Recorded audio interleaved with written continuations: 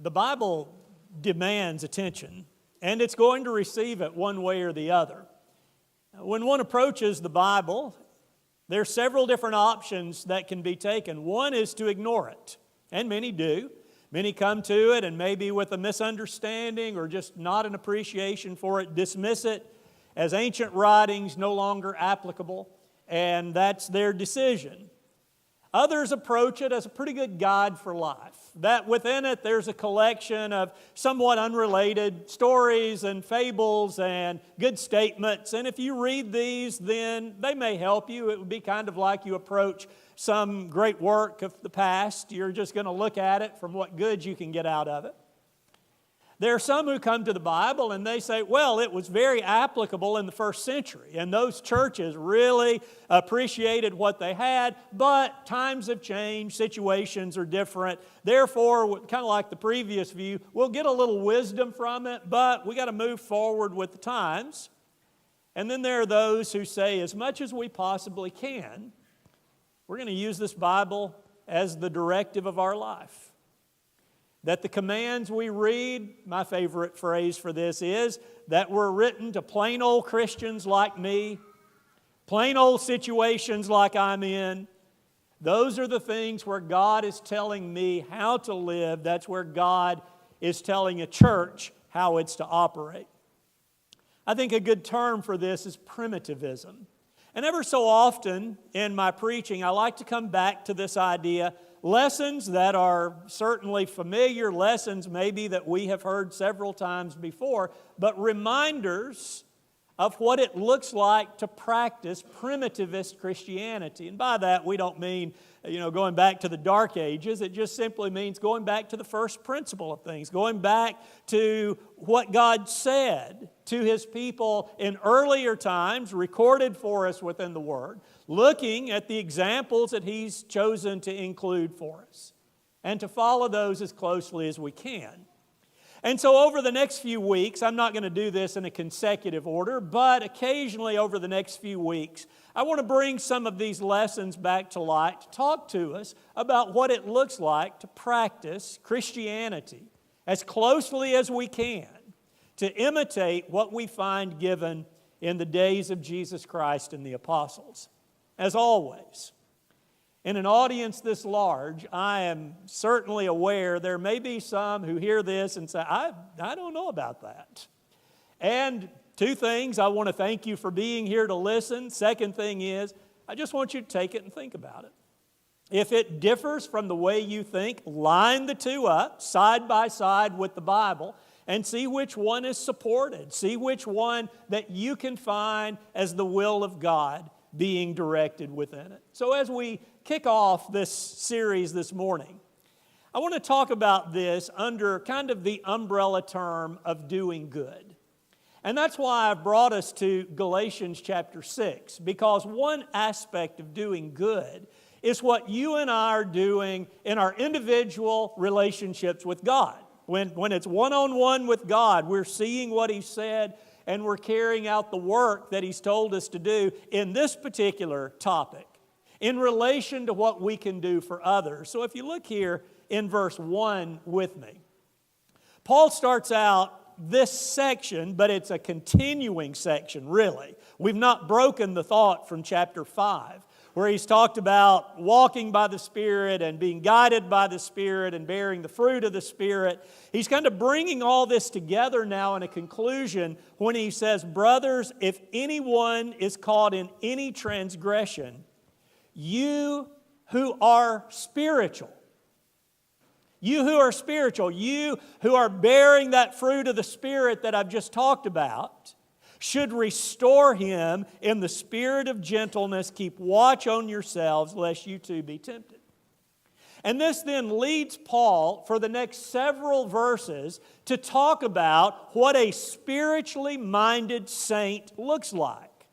And so if you look in verse 2, you bear one another's burdens. Verse 3, you make sure you have the appropriate attitude about yourself. Verse 4, you check your works and make sure that they're right and that you're not boasting on them. Verse 5, you're going to bear your own load as you're helping others to bear theirs. Verse 6, one who is taught the Word must share all good things with those who teach. Verse 7, God is not going to be mocked. He's going to be looking at what you sow. And then verse 8, what is sown to the flesh will reap corruption, but the one who sows to the Spirit will from the Spirit reap eternal life. Now, within those verses is an entire series of lessons we could talk about. But the point I want us to see is Paul's picture here. He's saying if you're spiritually minded, these are the kinds of things that are going to typify your life. And then he brings it pretty much to a conclusion with both a warning and an encouragement. So I want to put these two on the screen. You're welcome to follow along in your Bible either way. In verse 9, he says, "Let us not grow weary of doing good. For in due season we will reap if we do not give up." So the warning is, don't quit before you're finished. As long as you have breath, as long as you have opportunity, you do good. And you look at that term, not grow weary. A synonymous term for that, which really would tie it back into verse 1, would be this: let us not become utterly spiritless. I like that. Because if we are spiritual people, we do not want to be a people who are utterly spiritless. That's what's going to happen if we quit too soon. Paul says don't do that. He says keep up the good work. Don't give up. And then he follows that with the encouragement. So then, as we have opportunity, let us do good to everyone, and especially to those who are of the household of faith. So he says, I want you to take every opportunity you can to do good to anyone you can. Very much echoing the idea of love your neighbor as yourself, as Jesus was asked the greatest command. And he says, love your Lord with all your heart, soul, and mind. But then he adds to it, and love your neighbor as yourself. This language is very similar to that. And he says, for everybody you come across, and for those who are of the household of faith. Let's talk about those two admonitions that the apostle gives of doing good for all. When we look at the New Testament, we see that there is a wide amount of latitude in this command. When Jesus says, love your neighbor as yourself, when the apostle Paul says, do good to everyone, there are many, many ideas that fit into that, and throughout the New Testament, we're just getting pictures all through. We think about Matthew 25, where Jesus says, I was hungry, I was thirsty, I was naked, I was sick, I was in prison. You fed me, you gave me drink, you visited me, you cared for my needs, all these different things. We think about the book of James, where James says, if you see your brother in need and you tell him to go on your way and be warmed and filled, but you do nothing to help, you've not got a real faith there. You think about all these different situations. And what God is saying is, in your life, whatever situation you're in, you're going to be coming across people in need, and you need to look at those people, and you need to see a people who you can help. And so that's going to take a lot of different forms. First, and most importantly, the best thing we can do is to share the gospel message. Paul alludes to that in Galatians 6. That we are going to share with someone who we work with, who we go to school with, who we live next to, who we're sitting beside on an airplane, whatever. That we are going to take that opportunity to do good for that individual. We're going to share the gospel. But it may also be financial. Maybe here's someone very down on his luck who's in need of a meal, and you choose to buy him a meal. Or here's a family and they're struggling and you choose to buy them groceries. Whatever. There may be opportunities for you to do that. Or it may be your time. Or it may be volunteering for a cause that you really think is going to be a good thing. It may be when a storm blows through town and you go out and you're just going and helping whomever in need. I think all of those things are examples of what we find in that concept of sharing.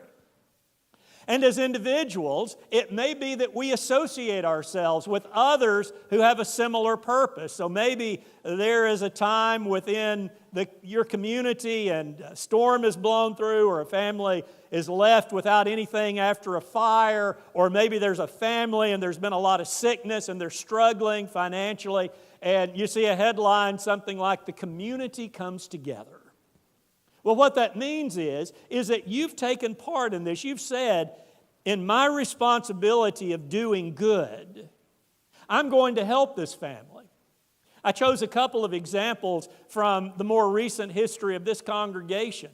We have been impacted in a situation where St. Jude's Hospital was of extreme importance in helping one of our young ladies. We have seen a grandchild of one of our former members who was born with Rett syndrome, and people in their circle became aware of this. And these two organizations really provided a lot of help. And many of you, on a volunteer, individual basis, you went in and donated or maybe helped in fundraising activities. That's doing good for all. It's what I can do in my individual responsibility in Christ.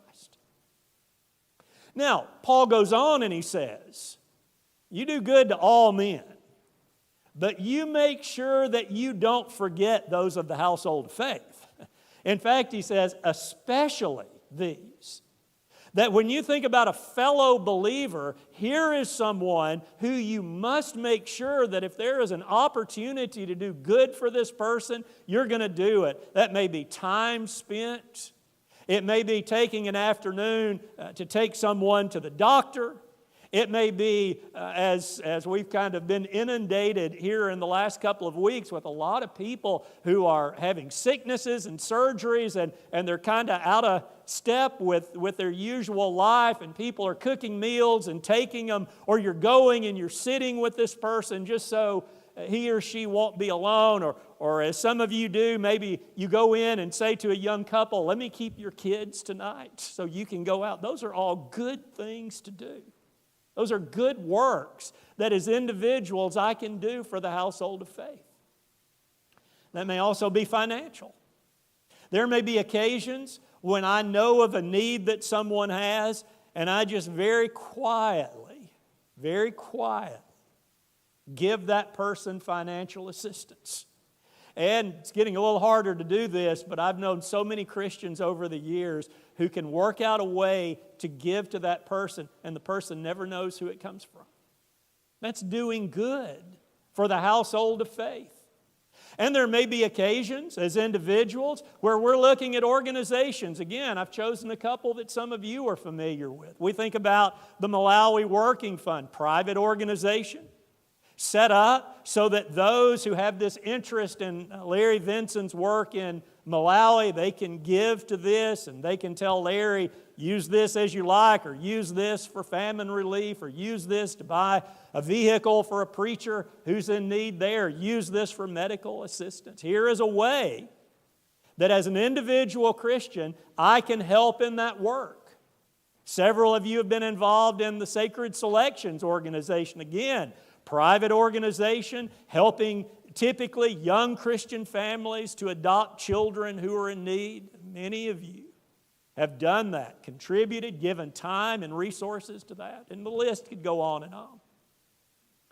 And so whether it's helping someone who's sick, or cooking a meal, or putting my money where my mouth is and saying, I believe this is a good cause, this is doing good. And in these situations, my choice as an individual is between God and me. I'm not going to poll people about it. I'm not going to tell necessarily a lot of people about what I'm doing. I'm simply going to make that choice to do good to all and to those of the household of faith. I'm fulfilling that command as a Christian, as a member of God's family. Now, we also have the privilege of collective service. So there are occasions when we think about a church and what it can do in doing good for others, and understand that that is as much a privilege as serving individually is, with the understanding that Christ maintains very high expectations for His churches. I think a brief reading of Revelation 2 and 3 makes that very, very clear. That God is saying, Christ saying in these letters to the 7 churches, I expect for you to care for each other. I expect for you to keep your doctrine pure. I expect for you to get false teaching out of the way. Very high expectations in this working together. This is a statement that seems so redundant, but yet I want to make it. What we have to realize, though, is that's different from individual responsibilities. Because as a church, we're not acting as individuals. Whereas this first point, I've got very wide latitude under just this general command, love your neighbor as yourself, do good to all. When I think about what I'm doing as a church, a part of a church, I have to understand with this that there is a collective organization at work. There are many people acting in unison, taking on this responsibility. Still, though, we've got to understand that generosity is to permeate that work. That as an individual I'm generous, but also when I come together with other Christians collectively, we're generous as well. Now within this, there's 3 important principles that get back to primitivism that I think we've got to look at. One is, we've got to follow the Bible pattern. If I'm going to be a primitivist and say, all right, if I've got a command or I've got an example that's given to a plain old Christian or a plain old church like me, to the very best of my or our ability, we are going to pattern ourselves exactly like that. As well, I've got to understand that a church must not lose sight of what it is. Talk more about that in just a minute. And then thirdly, a church must maintain its independence. Now, what we see throughout the Bible, we mentioned Revelation 2 and 3. It's a really good place to see that point, but just really throughout all of the epistles. What God is presenting to us is that a church answers directly to Him. That a church that belongs to Jesus answers to Jesus. There's no one in between there. That church is an independent unit functioning in such a way as to carry out the work and the love that Jesus has shown them to do. Now, let's take that and let's illustrate it in 2 different ways. One of those is in our privilege of serving in evangelism. That as we think about carrying the gospel throughout the world, we're going to find within that examples within the New Testament of how it's carried out. I think perhaps the best one that we can see is in Paul's relationship with the church at Philippi. I want us to read here in chapter 4 as he's beginning to bring his letter to the Philippians to a close. He says, "Yet it was kind of you to share my trouble. And you Philippians yourselves know that in the beginning of the gospel, when I left Macedonia, no church entered into partnership with me in giving and receiving except only you. Even in Thessalonica, you sent me help for my needs once and again. Not that I seek the gift, but I seek the fruit that increases to your credit." That word share, that word partnership, your translation may say fellowship there, all synonymous. What it's showing is that the church at Philippi and the Apostle Paul were working in accordance. That in his carrying the gospel message, they were making sure he had the opportunity to do that. Now we know at other times, Paul would not accept money from churches. He would work on his own, and that was fine. But what he's showing is when a church really wants to share and it's not going to create a problem, he says, absolutely. That's bearing fruit to your credit. Now here's 2 things we see in that. That by directly supporting a preacher, what a church is going to find, that it is not going to lose its independence in knowing who is preaching and what is being preached. Over the years, there's been attempts to kind of steamroll this and to make it a bigger situation where lots of money is coming into one collective pot and then people who are in charge of that are sending it out to others. The danger of that, of course, is we don't find the example. But the second thing is we don't know who's getting the money. And for sure, we don't know what's being preached. Yet when a church is maintaining its independence and that relationship with the man it's supporting, it can make sure of both. Now, we tie in with that, just as we saw with the Apostle Paul in the Philippians, that it allows for this bond to be formed. That a church not only is financially supporting this man and his work, but it's also making sure that he's staying encouraged. There are several of you who write letters on a monthly basis just for that very purpose. You're making sure that his needs are met. It's a relationship. And that's what we saw with the Apostle Paul. Now, with those things being said, let's look and see what that looks like. So here we are, an independent church. As a collective, what we're doing is we're taking up money, as we've done this morning, and we're going to use a major portion of that in spreading the gospel. And so there is money that's going to go to England, to South Africa, to Missouri, to Honduras, to Malawi, possibly Kenya here soon. We had that announcement made recently that Ben Hall, who many of you know, has requested that. And so what that means is, looking at that example in the New Testament of how a church shared in the work of a preacher, that's what we're doing. So that financial support and the encouragement that he's being given is directly from an independent church to that preacher. And then there's reciprocation in that. That preacher then is responsible for saying, here's what I'm doing, here's the success I'm having, here are the opportunities. And so these men then send back reports, and as much as we possibly can, sometimes the distance is difficult in this, but we want those men to come here so we can get to know them even better and hear firsthand of the work. So you see that within that, we're keeping track. We're making sure truth is being presented. And if we hear of anything with these men that we think maybe is not quite right, we're going to check that out. We're going to make sure that's not right. And if it's the case that he's preaching something wrong, we're going to seek to correct that. Or if not, just end that support. That's, I think, the beauty of the primitivist view of sharing the gospel with the church's collection. Now let's look at a second example, and that's a church's collective service in caring for the needy. Again, if we look at just plain old churches in the New Testament doing this, one thing that's strikingly clear in that is that the money always goes to saints. The church is never going to just give a broad brush to society, giving it to anybody in need. It's always a very limited concept of here are saints in need. Here's something else that we find. That there is this, I've just entitled it a line of defense. That if there is a problem, the first line of defense is a person's family. 1 Timothy 5:8 makes that point to us. He says if one won't care for his own, the old translations say, he's worse than an infidel. He's worse than an unbeliever. Paul says if you can look at a family member and not care for that need, there's a real problem there.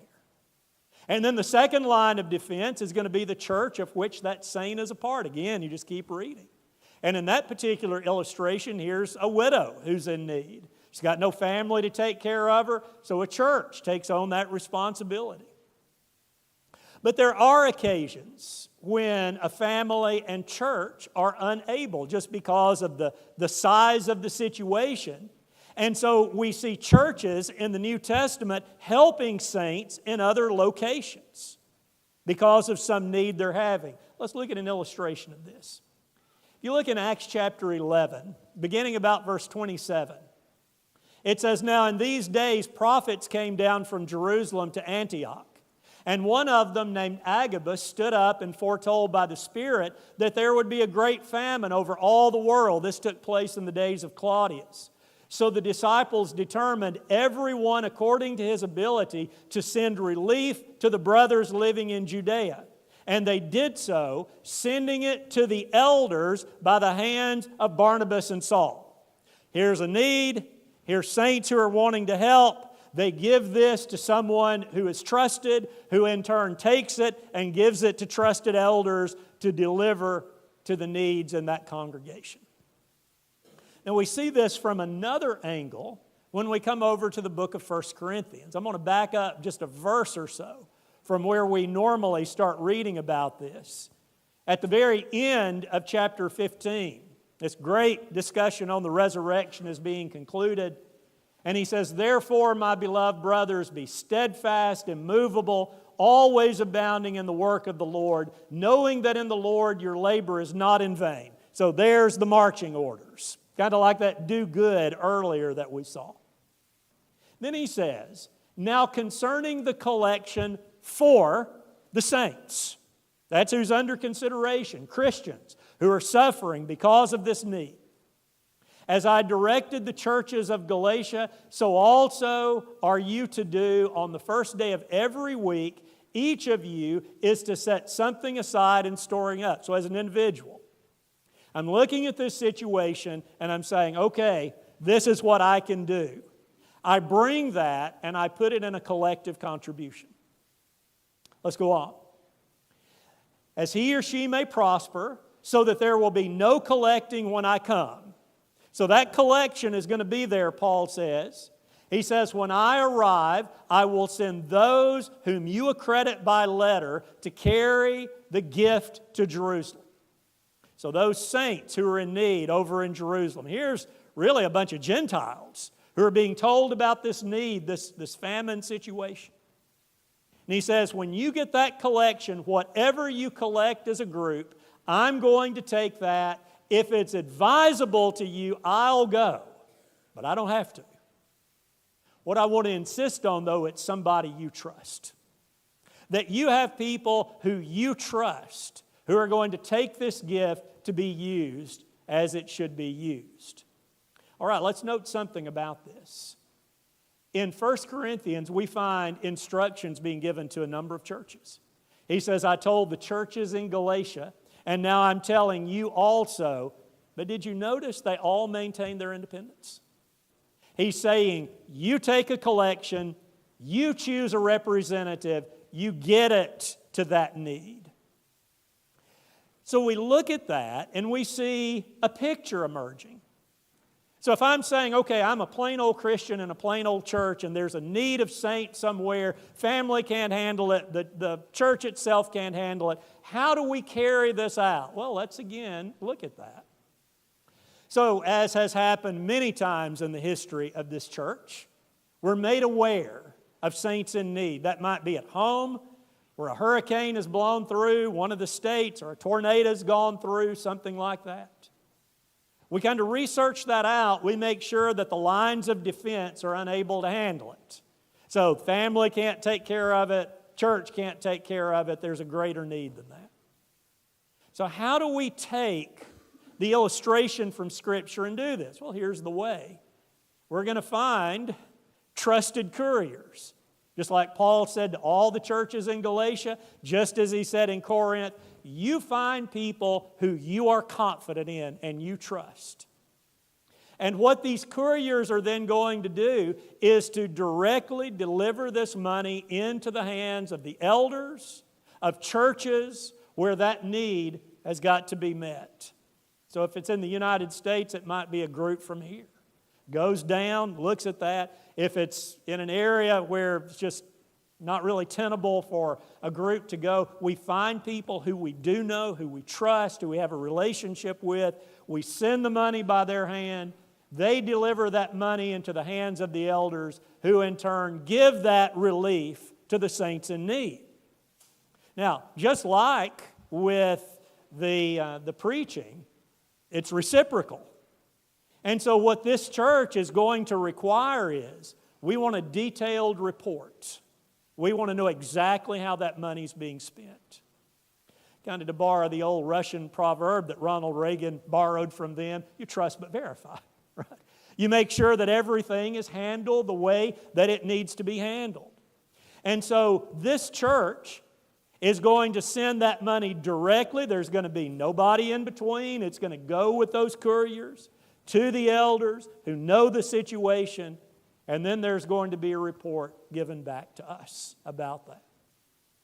Now, there's no intermediary organization. And the good thing about that is it allows us to keep our independence. We don't have to worry about it going somewhere where we don't intend for it to go. And it gives us the opportunity to hold someone accountable to make sure that our directive in that is being met. Now, with all of that said, here are the things we need to remember about it. One is, when money goes into a treasury, rules are always going to apply. I don't care what the treasury is. There's going to be rules in it. You might think about this silly little illustration. Let's say several of us were working and it got to be lunchtime and we say, I think a pizza would be pretty good for lunch. So everybody drops some money in and I volunteer to go get it. And as I go get it, I realize I needed to pick up something at Publix. So I take money out of that treasury and I buy what I need, and I think as long as I'm here, what I'll do is just go to the Publix deli and I'll get lunch there and carrying it back. I have failed in every regard, right? I have not been true to the rules for that collection. You get into an organization, I can assure you, if people are reaching into that to use it for something they ought not to be using for, they'll likely end up in jail for it. So when we come to a church treasury, what we've got to understand is that money is no longer in the same category as it was when I think about my treasury as an individual. I've put it in something that's going to go for another purpose. Look at what the Apostle Peter said. When Ananias lied about the money that he gave, Peter said, talking about the land he sold and brought part of the money, he says, while the land remained unsold, did it not remain your own? It was in your treasury. It was in your hand. And after it was sold, was it not at your disposal? Yeah, you could do with it as you wanted. Why is it that you have contrived this deed in your heart? Now, that's making another point. But what I want us to see is Peter's making a distinction here. He's saying, while it was yours, you do with it as you wish. But it's fallen into a different category now.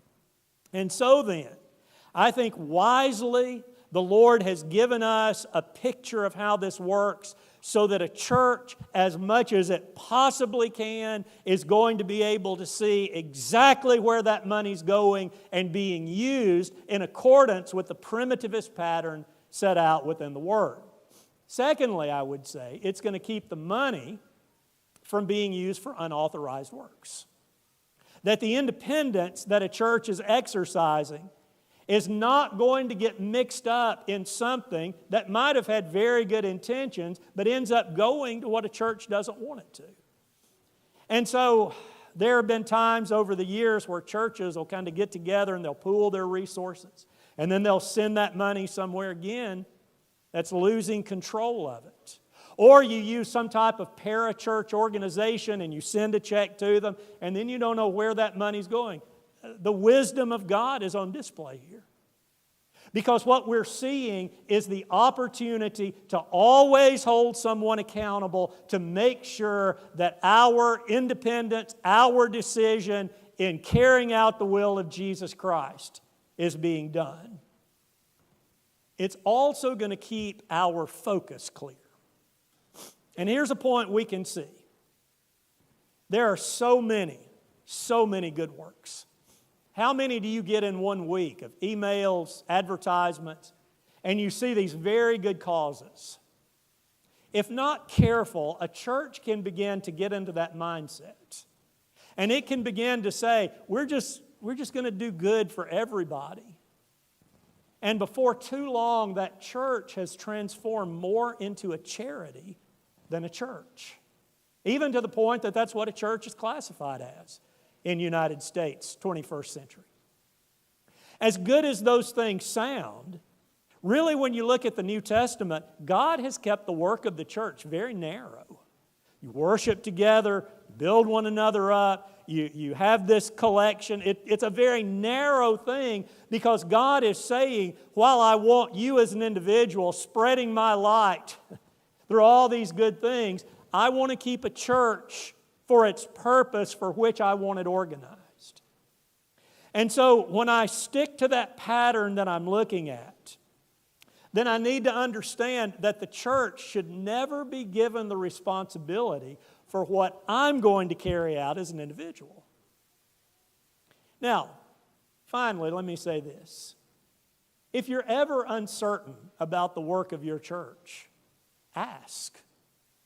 As a member of a church, I have full right, in fact, I have full responsibility to make sure that money's being used in the right way. And if I hear something that's kind of raising an alarm bell in my mind, I ask. I think I can speak on behalf of the elders here when they say they have a very open door about that kind of thing. Any question?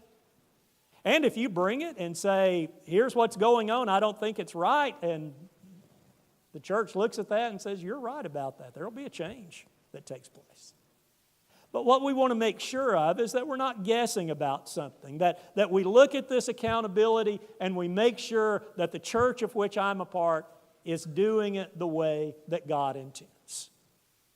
Now, when you get involved with money, especially a collective money, there's got to be a great deal of caution there.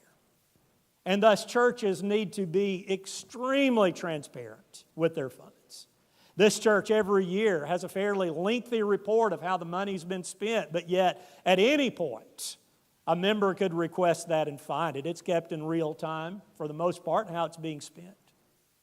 And so then a transparent church is going to carry out that principle that Paul told to the Corinthians. He said, you place that in the hands of people you can trust. People who you know are going to use it the right way. Now, take all this together. All of this under that umbrella of doing good, the wide responsibility I have, I need to be carrying that out. I need to be doing good on every occasion I can find it. As a church, though the scope is limited, we want to do good in spreading the gospel message. I think 85-90% of our contribution goes for that. We want to do good in helping Christians who are in need. But we always want to do that by following the pattern that God has laid out. And so I'll just remind us of Paul's admonition. Let's not grow weary in that. Every day, let's increase our efforts and pray that new efforts can be found in which we can participate. Thank you so much for your good attention this morning. One of the great things about doing good is it's a reflection of God. Because God has done the very best He could do for us. And that's in giving a way back to a relationship with Him. This morning, if you understand God's plan of salvation and you're ready for your sins to be washed away, God will do good to you. And those sins will be gone forever. Or if there's a sin that's troubling you and you need the Lord's forgiveness and you'd like for us to pray with you about it, we'll do that also. Because God is good in His forgiveness. If you need to respond to His invitation this morning, you can come now as we stand and sing together.